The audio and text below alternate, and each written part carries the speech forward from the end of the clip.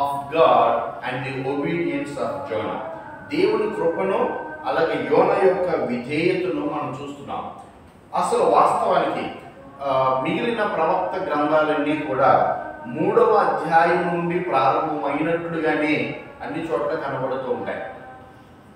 అసలు యోనా గ్రంథము లేక బైబిల్ గ్రంథము 3వ అధ్యాయం నుండి ప్రారంభమైతే అసలు అన్నీ అలాగే ప్రారంభమవుతాయి. దేవుడు ఆజ్ఞాపించడం, దాని సేవకులు జరిగించడం, దేవుడు ఆజ్ఞాపించడం, ఆయన సేవకులు లోబడి ఆ ప్రకారం ప్రవర్తించడం. అయితే యోనా ఆయన చెప్పిన ప్రకారముగా చేయటానికి 2 అధ్యాయాలు దాటుకుని 3వ అధ్యాయం వచ్చేసరికి కానీ యోనా మాట వినని వ్యక్తిగా మనం చూస్తున్నాం. మొదట దేవుని కృప, దేవుడు కృప కలిగిన వాడు. నేను చెప్పాను కదా, ఆయన చిత్తాన్ని నెరవేర్చుకోవటానికి దేవుడు దేనినైనా ఉపయోగించేటువంటి దేవుడు. మాట వినని వ్యక్తుల మెడలు వంచి ఆయన తన చిత్తమును జరిగించుకోవటానికి ఉపయోగించుకునేటువంటి దేవుడు. దేనినైనా సాధనంగా మార్చి ఆయన మాట జరిగించుకునేటువంటి గొప్ప దేవుడు. అయితే యోనా తిరిగి జన్మించడం లేక రెండవ జన్మ తిరిగి జన్మించడం, బోర్న్ అగైన్ అంటే ఏమిటో నికోదేముకు అర్థం కాలేదు. అయితే యేసు ప్రభు చెప్తున్నాడు, ఒకడు నీటి మూలంగాను ఒకడు ఆత్మ మూలంగాను తిరిగి జన్మించాలి. ఒకడు ఆత్మలో దేవునితో సమాధానపరచబడాలి, ఒకడు ఆత్మతో దేవుణ్ణి తెలుసుకోవాలి, ఆత్మలో తిరిగి జన్మించాలి. అది అనుభవం. తర్వాత నీటి మూలంగా కూడా తిరిగి జన్మించాలి అనేది 2వ అనుభవం. ఇది తిరిగి జన్మించడం అనేది కూడా దేవుడు మన పట్ల ఆయన అనుగ్రహిస్తున్నటువంటి గొప్ప, ఆయన చూపించిన గొప్ప కృపగా మనం చూస్తున్నాం. ఆయన కృప మనము తిరిగి జన్మించడానికి కారణమైంది అనేది ఈ 2వ జన్మ, మనం పొందుకున్న ఆత్మీయమైన జన్మ, ఈ 2వ జన్మ దేవుని కృప వలన మనం పొందుకున్నాము. దేవుని మహిమ కొరకు మనం పొందుకున్నాము. దేవుని చిత్త ప్రకారము మనకు అనుగ్రహింపబడింది. ఇది సమస్తము కూడా దేవుని ప్రణాళిక ప్రకారంగా జరుగుతూ ఉంది అనే విషయాన్ని మనం తెలుసుకుంటూ, దేవుడు మన జీవితాల్లో కూడా మన పట్ల కూడా ఆయన కృపను విస్తరింపచేసి మన ద్వారా ఆయన మహిమ పొందుతున్నాడు అనే విషయాన్ని మనం ఆలోచన చేసుకోవాలి. యోనా 2వ మారు యెహోవా ప్రత్యక్షమై సెలవిస్తున్నాడు, మాట్లాడుతున్నాడు. 2వ వచనం చదువుదాం. నీవు లేచి నినివే మహాపురమునకు పోయి నేను నీకు తెలియజేయు సమాచారము దానికి ప్రకటన చేయము. Tell to the city what all I have commanded to you. The message is just simple. Maybe దేవుడు ఎంత మెసేజ్ అందించాడో మనకు తెలియదు, కానీ the message that was explained or that was preached is very simple. ఇదిగో ఏమిటంటే ఇదిగో దేవుడు మాట్లాడుతున్నాడు, యోనా ద్వారా మాట్లాడుతున్నాడు, యోనాతో మాట్లాడుతున్నాడు. నువ్వు లేచి మహాపురమునకు పోయి నేను తెలియజేయ సమాచారం వారికి ప్రకటన చేయము. ఇది దేవుడు మాట్లాడుతున్నాడు. యోనా ఏం చేస్తున్నాడు? 3వ వచనం. కాబట్టి యోనా లేచి యెహోవా సెలవిచ్చిన ఆజ్ఞ ప్రకారము నినివే పట్టణమునకు పోయెను. ఎంత అద్భుతమైన మాట చూడండి 3వ వచనంలో. కాబట్టి యోనా లేచి యెహోవా సెలవిచ్చిన ఆజ్ఞ ప్రకారము నినివే పట్టణమునకు పోయెను. దేవుని ఆజ్ఞ ప్రకారము, ఈ మాట చాలా ప్రాముఖ్యమైన మాట. How should be your life, or what you should be, how you should be like, how you should act, how we should talk, how we should behave, how we should continue our life. ఇవన్నిటికీ మనం ఎలా బ్రతకాలి, ఎలా జీవించాలి, ఎలా మాట్లాడాలి, ఎలా నడవాలి, ఏ విధంగా ఆలోచించాలి, అన్నిటికీ కూడా we are commanded, we are the God's words, the words of God, the commandments of God were given to us. మనం ఆ ప్రకారంగా, ఆజ్ఞ ప్రకారంగా, యెహోవా సెలవిచ్చిన ప్రకారంగా. యోనా జీవితంలో అందం ఏమిటంటే, ఒక వ్యక్తి యొక్క జీవితాన్ని, యోనా మాత్రమే కాదు, ఏ వ్యక్తి జీవితంలోనైనా ఒక చక్కటి అందము ఏమిటంటే యెహోవా ఆజ్ఞ ప్రకారం జీవించటం, నడుచుకోవటం. ఆయన ఆజ్ఞ ప్రకారంగా జీవించటమే ఒక ఆత్మీయమైనటువంటి సౌందర్యం. యోనా జీవితంలో యోనా మొదట ఏ విధంగా పారిపోయాడో, ఏ విధంగా తప్పించుకుని వెళ్ళిపోవడానికి ప్రయత్నం చేశాడో, దేవునికి విరోధిగా వ్యతిరేకిగా రిలక్టెంట్గా బిహేవ్ చేశాడో, ఇప్పుడు 2వ అధ్యాయం అనేటువంటి ఒక గొప్ప రక్షణను యోనా అనుభవించిన తర్వాత, అంత గొప్ప అద్భుతాన్ని యోనా జీవితంలో అనుభవించిన తర్వాత ఎంత విధేయతను చూపిస్తున్నాడో 3వ వచనంలో మనం చూస్తున్నాం. కాబట్టి యోనా లేచి యెహోవా సెలవిచ్చిన ఆజ్ఞ ప్రకారముగా నినివే పట్టణమునకు పోయెను. This should be the life of every believer. This should be the life of every believer. ప్రతి ఒక్క వ్యక్తి, ప్రతి విశ్వాసి, ప్రతి క్రైస్తవుని యొక్క జీవితం ఎలా ఉండాలంటే యెహోవా సెలవించిన ప్రకారంగా అని. ఒకసారి సమూయేలు గ్రంథాన్ని, మొదటి సమూయేలు గ్రంథము 3వ అధ్యాయము 10వ వచనాన్ని చదువుతుంటే, 10వ వచనాన్ని ఒకసారి చదువుకుందాం.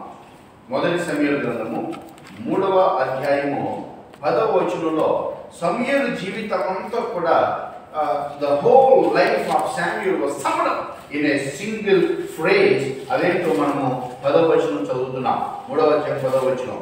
తరువాత యెహోవా ప్రత్యక్షమై నిలిచి ఆ రీతిగా సమూయేలు సమూయేలు అని పిలువగా, సమూయేలు అన్నాడు, నీ దాసుడు ఆలకించుచున్నాడు, ఆజ్ఞ ఇమ్ము. ఇంతే సమూయేలు జీవితం అంతా. if we can sum up the whole life of Samuel, the entire of the Samuel is with a single phrase. అదేంటంటే 1 Samuel chapter 3 verse 10. నీ సేవకుడు ఆలకించుచున్నాడు, నీ దాసుడు ఆలకించుచున్నాడు, ఆజ్ఞ ఇమ్ము. ఆజ్ఞవు ప్రభువా, తండ్రి దేవా నువ్వు ఆజ్ఞవు. Just tell me, I'm listening, I'm here to listen, I'm here to obey, I'm here to submit myself unto your commandment. నీకు నన్ను నేను సమర్పించుకోవడానికి నేను ఇక్కడున్నాను. నీ దాసుడు ఆలకిస్తున్నాడు. ఇది సమూయేలు ఏ మాట అయితే మాట్లాడాడో, సమూయేలు ఏ విధంగా దేవుని తన ఆజ్ఞకు తన జీవితాన్ని, తన చెవులే కాదు తన జీవితాన్ని సమర్పించుకున్నాడు, అప్పగించాడో, ఈరోజు మనం కూడా దేవుని ఆజ్ఞకు, దేవుని మాటకు మనల్ని మనం సమర్పించుకోవాలి. నీ దాసుడు ఆలకించుచున్నాడు, ఆజ్ఞ ఇమ్ము అన్నాడు. అదే తన జీవితం. దేవుడు ఎప్పుడు సంతోషిస్తున్నాడో తెలుసా? దేవుడు ఎప్పుడు సంతోషిస్తున్నాడో ఇదే గ్రంథము, సమూయేలు గ్రంథము 15వ అధ్యాయాన్ని మనం చదువుతున్నప్పుడు, అక్కడ 15వ అధ్యాయంలో దేవుడు మాట్లాడుతున్నాడు. 15వ అధ్యాయంలో దేవుడు మాట్లాడుతున్నాడు. దేవుని యొక్క వాక్యంలో మనం చూస్తున్నాం, దేవుడు ఎప్పుడు సంతోషిస్తాడు, దేవుడు దేని బట్టి సంతోషిస్తాడు, దేని బట్టి ఆనందిస్తాడు అనేటువంటి మాటకు 22వ అధ్యాయము మనం చదువుతున్నందుకు, సమూయేలు తాను సెలవిచ్చిన ఆజ్ఞను ఒకడు గైకొనుట వలన యెహోవా సంతోషించినట్లు, ఒకడు దహన బలులను అర్పించుట వలన ఆయన సంతోషించిన. ఆలకించుము. బలులు అర్పించుట కంటే ఆజ్ఞను గైకొనుటయు, పొట్టేళ్ల క్రొవ్వు అర్పించుట కంటే మాట వినుటయు శ్రేష్టము. 23వ వచనంలో అంటాడు, తిరుగుబాటు చేయుట సోది చెప్పుటయను పాపముతో సమానము, మూర్ఖతను అగుపరచుట మాయా విగ్రహమును గృహదేవతలను పూజించుటతో సమానము. యెహోవా ఆజ్ఞ, ఈ మాటను చూడండి, తిరుగుబాటు చేయటం సోది చెప్పడంతో సమానం, మూర్ఖత చూపించడం మాయా విగ్రహాలను గృహదేవతలను పూజించుటతో, విగ్రహారాధనతో సమానం. కనుక నువ్వు మాట వినకుండా ఉంటావా, విగ్రహారాధకుడు అయిపోతున్నావు. నీవు తిరుగుబాటు తిరుగుబాటు చేస్తావా, నువ్వు మాట విననవానిగా, మాటను తృణీకరించేవాడిగా, ఎదురు తిరిగేవాడిగా నువ్వు ఉంటావా, మొండివాడిగా నువ్వు ఉంటావా? అయితే నిన్ను సోది చెప్పుట అనే పాపముతో సమానంగా పాపము చేస్తున్నావని జ్ఞాపకం చేసుకోవాలి. మరి దేవుడు ఎక్కడ ఆనందిస్తాడు? నువ్వు సోది చెప్పడాన్ని దేవుడు ఆనందించుడు, సోది వినటాన్ని దేవుడు ఆనందించుడు, నువ్వు మాయా విగ్రహాలను పూజించటం దేవుడు ఎంత మాత్రం ఆనందించడు, గృహదేవతలను పెట్టుకుని కొలుచుకోవటం దేవుడు ఏమాత్రం సంతోషించడు. కానీ అలాగే మరి బలులు అర్పించావా, బలులు అర్పించడం వలన దేవుడు సంతోషిస్తున్నాడా? లేదంట. పొట్టేళ్ల కొవ్వు అర్పించడం వలన, నువ్వు భౌతికమైనటువంటి అర్పణలు చేయడం ద్వారా నువ్వు దేవుడిని సంతోషపెడుతున్నాను అనుకున్నావా అంటే అది కూడా కాదు. కానీ దేవుని నువ్వు సంతోషపెట్టాలి అని అంటే నువ్వు మాట వినటమే అన్నాడు. మాట వినటం శ్రేష్టము, మాట వినుట శ్రేష్టము. తాను సెలవిచ్చిన ఆజ్ఞను ఒకడు గైకొనుట వలన యెహోవా సంతోషించినట్లు. ఆయన మాట ఇచ్చాడా, ఆ మాటకు లోబడుతున్నావా, అయితే యెహోవా సంతోషిస్తున్నాడు, దేవుడు సంతోషిస్తున్నాడు. ఆ మాట వినకుండా నువ్వు భౌతికమైనటువంటి ఆచారాలు, సంప్రదాయాలు, ఆరాధనలు, పూజలు, పురస్కారాలు చేసినంత మాత్రాన దేవుడు ఏ మాత్రం కూడా నిన్ను బట్టి ఆనందించట్లేదనే విషయాన్ని మనం తెలుసుకోవాలి. మాట వినుట శ్రేష్టం. అలాగే యెషయా గ్రంథము 1వ అధ్యాయము 11వ వచనం నుంచి 17వ వచనం వరకు మనము, లేదా 17వ వచనం వరకు మనం చదువుకుంటే ఇవన్నీ అందులో దేవుడు మాట్లాడుతూ ఉన్నాడు. అలాగే ప్రాముఖ్యంగా 16వ వచనం 17వ వచనం చదువుదాం. చూడండి ఏం కోరుకున్నాడు దేవుడు.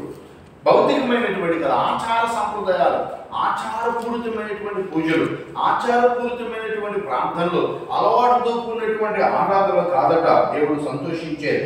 17వ వచనం చూస్తున్నాం. కీడు చేయుట 16వ వచనం, మిమ్మును కడుగుకొని శుద్ధి చేసుకున్నది. ఇది చాలా ప్రాముఖ్యం.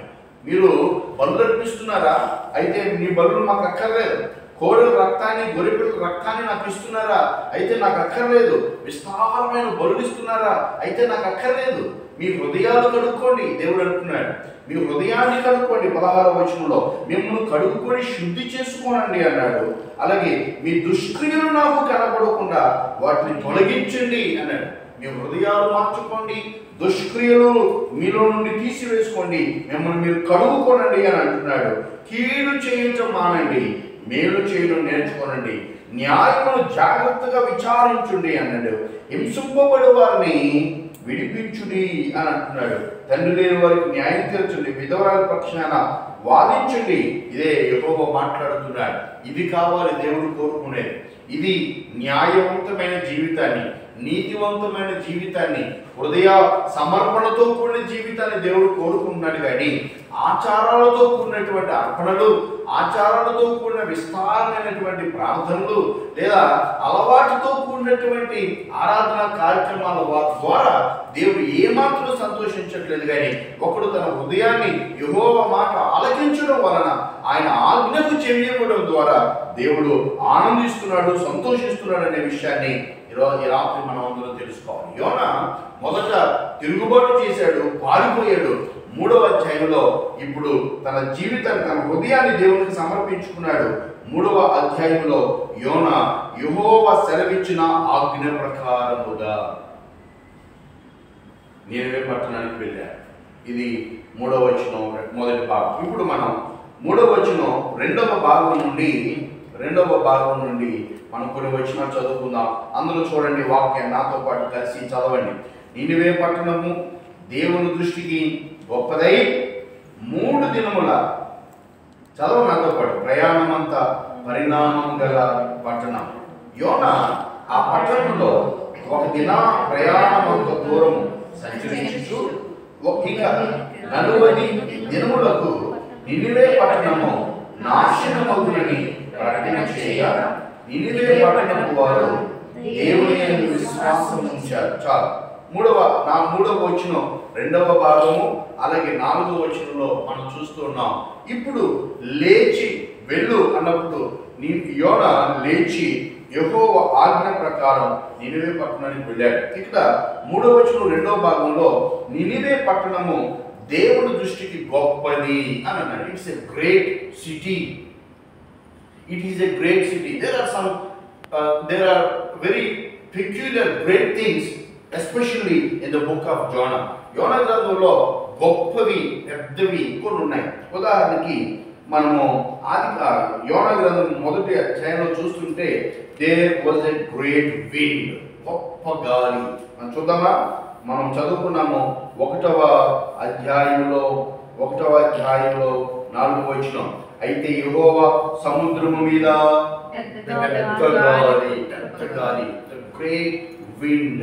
అలాగే ఇంకోటి చూస్తుంటే అక్కడ అదే వచనాల్లో మనం చూస్తున్నప్పుడు చూడండి, తర్వాత 4వ వచనం, యెహోవా సముద్రం మీద పెద్ద గాలి పుట్టింపగా సముద్రమందు గొప్ప తుఫాను, great wind and great Storm. గొప్పది ఇవి కలిగింది, గొప్ప గాలి, great wind and great Storm అది చూస్తున్నాం. అలాగనే ఇక్కడ మనము మూడవది మనం ఏం చూస్తున్నాం అంటే a great fish, a big fish. మత్స్యము మనం అనుకున్న మనం ఊహించుకునేటువంటి మత్స్యం కాదు, కానీ ఇది ఒక పెద్ద మత్స్యం. ఇట్స్ వెరీ వెరీ స్పెషల్, ఒక ప్రత్యేకమైనటువంటి మత్స్యంగా. It's a great fish, great wind, great storm and great fish. And also ఇక్కడ మనం చూస్తున్నాము that was a great city. చాలా పెద్ద పట్టణం, పెద్ద పట్టణం. ఇది దేవుని దృష్టికి పెద్ద పట్టణం అంటున్నారు. నినివే పట్టణము దేవుని దృష్టికి గొప్పదై 3 దినముల ప్రయాణమంతా పరిమాణము గల పట్టణము. 3 దినాలు ఒకసారి క్యాలిక్యులేట్ చేసుకుంటే వారి యొక్క చరిత్రను, వారి యొక్క దినాల యొక్క పరిస్థితిని మనం ఆలోచన చేస్తున్నప్పుడు సుమారు రోజుకు 20 మైళ్ళు నడవగలుగుతారంటే పట్టణంలో. 20 మైళ్ళు నడవగలిగితే 3 రోజులు అంటే 60 మైళ్ళ విస్తీర్ణం కలిగినటువంటి పట్టణం ఇది. 60 మైళ్ళ విస్తీర్ణం కలిగినటువంటి పట్టణం. 60 మైళ్ళు. ఉదాహరణకి మనకి అర్థం అవడం కోసం మన ప్రక్కన ఉన్నటువంటి హైదరాబాద్ పట్టణం తీసుకోండి. హైదరాబాద్ విస్తీర్ణం సుమారుగా 80 కిలోమీటర్లు. అందుకే దాన్ని గ్రేట్ సిటీ అని అంటున్నారు. Metropolitan city. అది ఇంటర్నేషనల్గా అది అనేకమైనటువంటి సదుపాయాలు, సౌకర్యాలు కలిగిన పట్టణం. హైదరాబాద్ మనం చూస్తుంటే అది ఒక 80 కిలోమీటర్లు. అది కేవలం 80 కిలోమీటర్లే. ఒకసారి ఊహించండి, ఈ మూల నుంచి ఆ మూల నడుచుకుంటూ వెళ్ళాలంటే. అలాగే నినివే పట్టణం 60 మైళ్ళు. It is more than kilometres. అంటే రోజుకి 20 మైళ్ళు నడుచుకుంటూ వెళ్తే అలాగే 3 రోజులు పడుతుంది 60 మైళ్ళ ఈ పట్టణాన్ని తిరిగి రావడానికి. ఈ పట్టణం అంతా ఈ మూల నుంచి ఆ మూలకు ప్రయాణం చేయడానికి.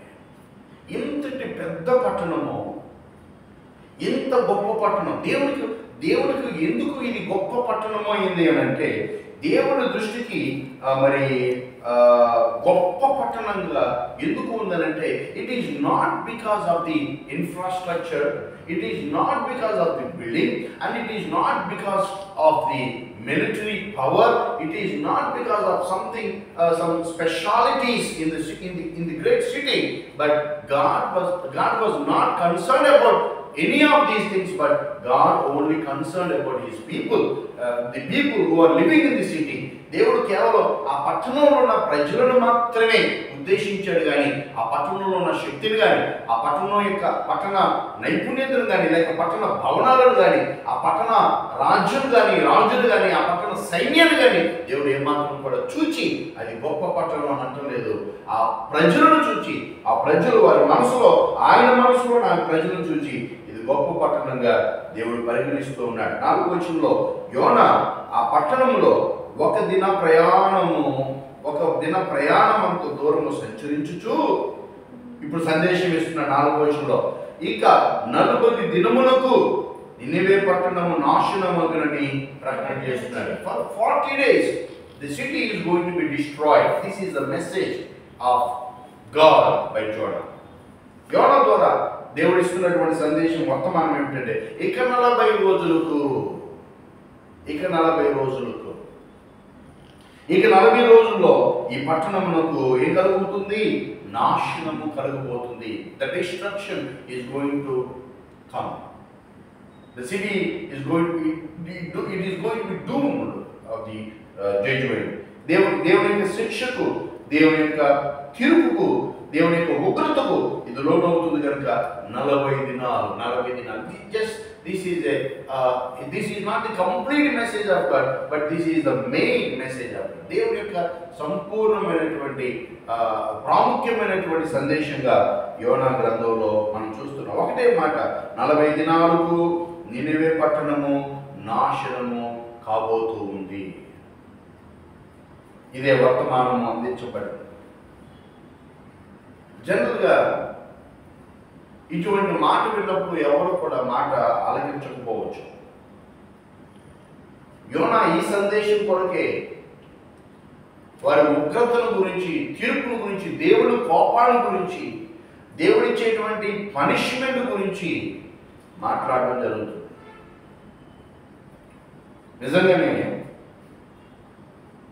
ఈ 4వ అధ్యాయంలో యోనా ఈ ఒక్క మాట చెప్పడానికి, 3వ అధ్యాయంలో యోనా ఈ సందేశం చెప్పడానికి యోనాని దేవుడు ఏర్పాటు చేసుకున్నాడు. అసలు వీళ్ళెవరు? నినివేవారు. నినివేవారు యూదులా? కాదు. దేవుని ఎన్నికలో ఉన్నవారా? కాదు. అయినా దేవుడు వారి పట్ల ప్రత్యేక ఆలోచన కలిగిన వాడు. ఒక ఆత్మీయమైన సందేశాన్ని నినివే పట్టణం వారి ద్వారా ప్రజలకు తెలియపరచాలని దేవుడు అనుకుంటున్నాడు. చూడండి 5వ వచనం చదువుదామా? రెడీ 1 2 3.